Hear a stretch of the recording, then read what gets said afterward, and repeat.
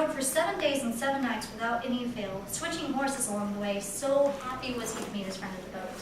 And his friend presented him with a box with a pelt in it. The man never once looked inside. Instead, he threw the gold at his friend and rode all the way back to the princess.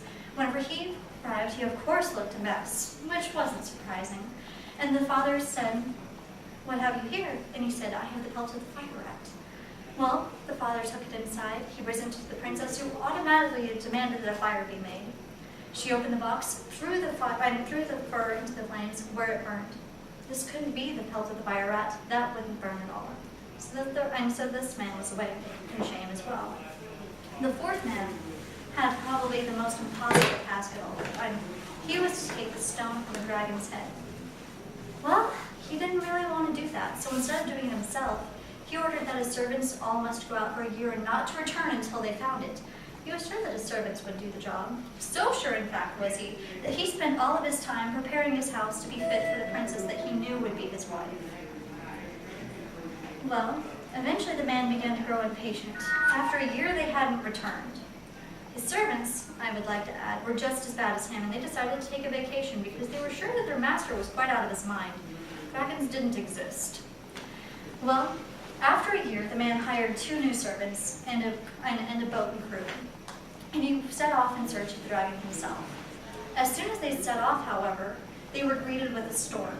The storm lasted for 3 days and 3 nights, and it nearly killed the whole lot of them. Thanks. It nearly killed the whole lot.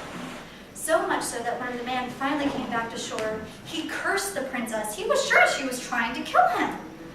And then he began to go on, and he cursed her name for the rest of his life. And whenever his servants finally returned, they found that their master was actually pleased that they had not found the stone or the dragon.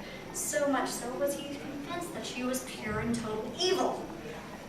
Well, he continued to complain so much so that the head of the province even heard of his complaints. And I would like to say that the 5th knight, who was sent to go find the shell from the twine swallow's stomach, no one ever heard of him again. Well, the head of the province, upon hearing what had happened, went and talked to the emperor, and he told the story, and he shared the story. But something he mentioned was also the princess's beauty. And the emperor, being an emperor, was very pleased to hear this, and he grew very curious. And he thought, if she's this beautiful, perhaps she's been waiting for me instead. So he sent one of his servants to go try to look upon the princess, and whenever the servant arrived and presented themselves, the father refused to allow them. So the servant went back to tell the emperor what had happened. The emperor became very annoyed, sent an official letter this time to the servant, and sent them back.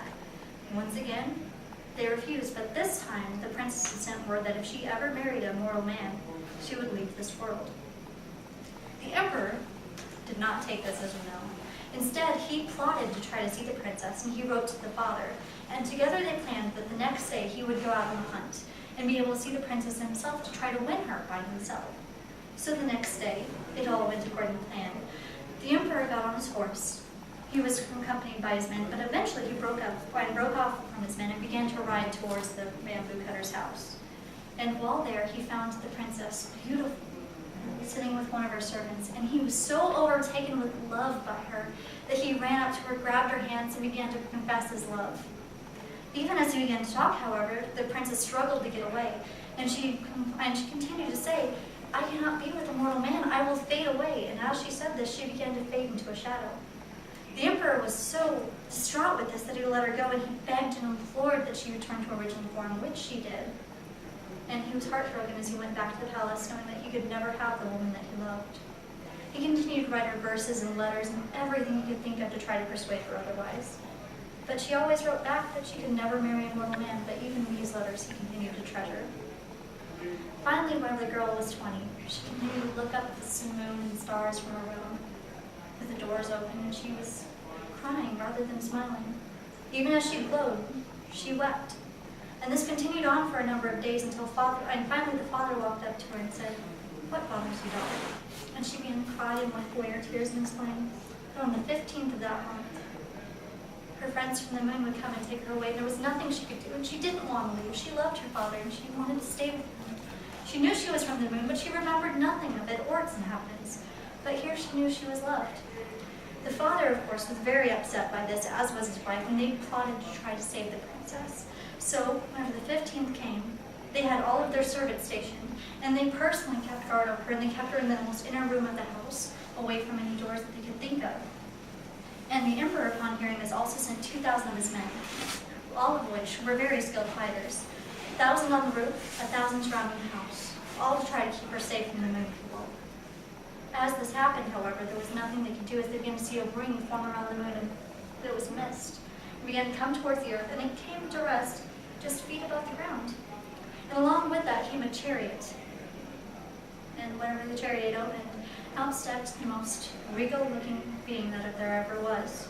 He was the king of the moon, and this was his daughter. He called for the bamboo cutter, who came out and presented himself, and he said, "Thank you for watching my daughter. All these years we sent many jewels. I hope that you were not in want. Now I've come for my daughter. She committed a sin some years ago and was sent to the earth as punishment. Now we've come to collect her again."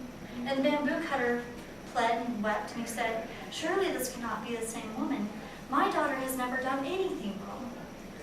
Well, eventually the king began to grow very annoyed with this bamboo cutter, and he called for his daughter. And even as he called, all the doors of the house opened to finally reveal the princess. It seemed that they hadn't done a good enough job trying to hide her, and she shone with such a beautiful light. And without her being able to resist, she was dragged out and presented to her father. She didn't know this man. And as she continued to try to beg and plead to stay with her father, one person came up and they put a robe of flowers around her, not flowers, feathers, sorry. A robe of feathers around her shoulders, and then they handed her an elixir of life. She drank a small amount of it, and as she tried to hand it to her father, she was pulled back, and he was not allowed to drink. As they continued trying to get her into the chariot so they could take her home, she begged and pleaded that they allow her to write one last letter to her friend the emperor, which they did. And she took the elixir, which she had hidden in her kimono sleeve, wrapped it in the letter, and asked that her father give it to the emperor. Then she was taken up to the moon and never seen again. The emperor, upon receiving this letter, wept and cried, but whenever he saw the elixir, he became scared. And then he demanded that his servants take it to the top of Mount Fuji where it was burned, and the smoke, of course, went to the heavens. And to this day, whenever there is smoke, that is what is said to be. Now, is there a moral with this? Come on, guys. Come on. Don't try to trick the new princess. No means no. No means no. I think that's a good one. Also, while good may be rewarded from time to time, happy endings aren't necessarily guaranteed. And that's kind of where I'm going to leave it off with this, because we've got 7 minutes, and I'd like to give the next panelist some time. But if you have any questions, feel free to come up and ask. I have such a quiet room.